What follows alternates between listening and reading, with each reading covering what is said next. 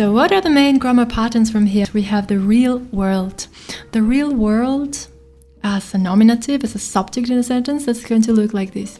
Die reale Welt. Die reale Welt. So this is the simplest form of the real world. But there's two different functions of in here, right? Here we're saying geh doch mal raus. So go out into the real world. So here the function is more or less into the real world. So go out into the real world. And the second function in here is expressing a fixed location, right? A fixed position. So that's why we're using dative here. Was in der Welt passiert. So I know, of course I know what's happening in the world. This is what happens in nominative, as we said before. This is what happens in accusative. There's really no difference. We can say go in the real world. So geh in die reale Welt. No, so there's no change. The change is going to happen in dative. So if it's already there, no? In der realen Welt. So when we use dative declensions, we're going to have der realen. But what happens with masculine words and neutral words? They're going to follow the same pattern. If it's masculine or if it's neutral. So let's say der schöne Ort, that would be the nominative, that's a subject. If I want to say der schöne Ort ist da, or der schöne Ort ist groß, no, it could be anything. If I want to say that I know the beautiful place, I can use ich kenne den schönen Ort. Ich kenne den schönen Ort.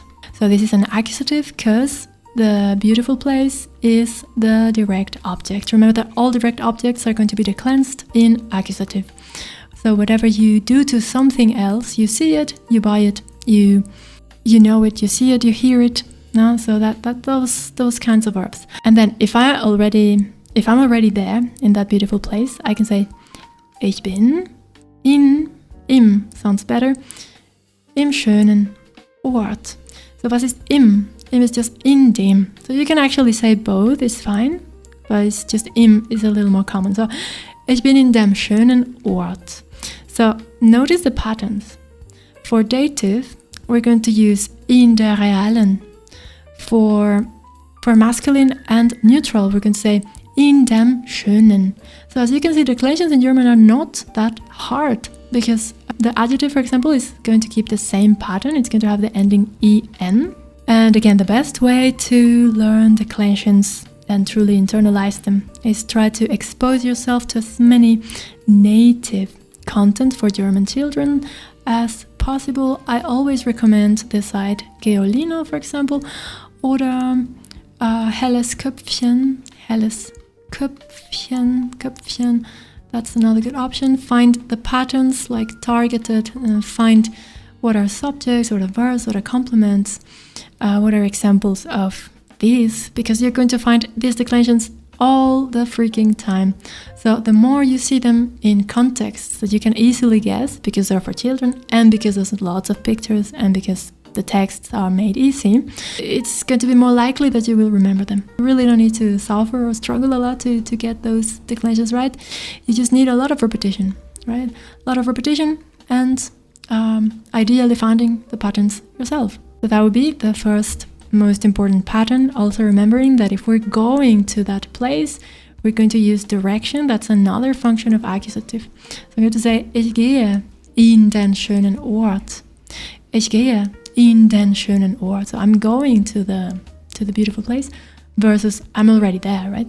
Ich bin schon in dem schönen Ort. Relative clauses. So wie das, was du da siehst. So that which you are seeing there. Das, was du da siehst. So that's a relative clause. You're naming something and then giving extra information about it. Let's make other examples of relative sentences so you see how it works and how you build it.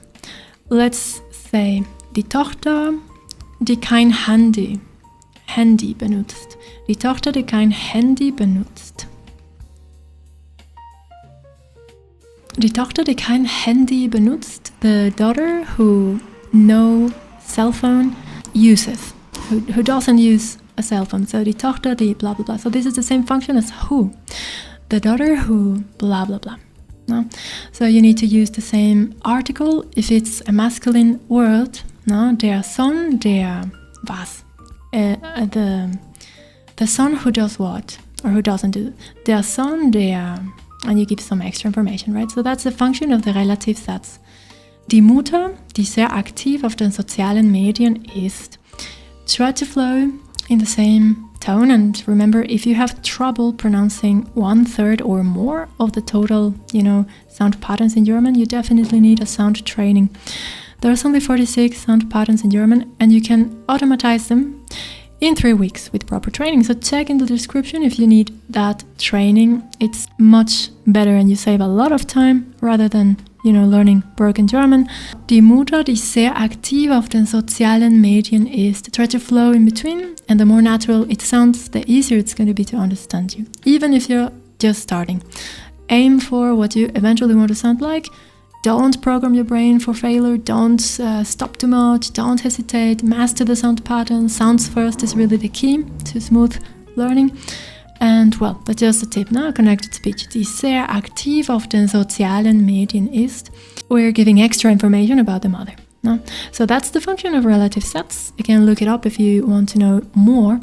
And the general tip is try to find as many of the language patterns in each time in websites that are for German children, which are simplified. A lot of pictures where you can infer the meanings yourself, right? Or Deutsch for children, that's the main recommendation, to get exposed to as much native content for children as possible. So you find the patterns yourself. That's the best way to truly internalize them. So it's much, much likely that you will learn in that way, discovering things yourself, inferring things yourself, rather than learning from isolated lists, right, of isolated examples. And a lot of read aloud practice as well. So even if you don't know all the words yet, like read out loud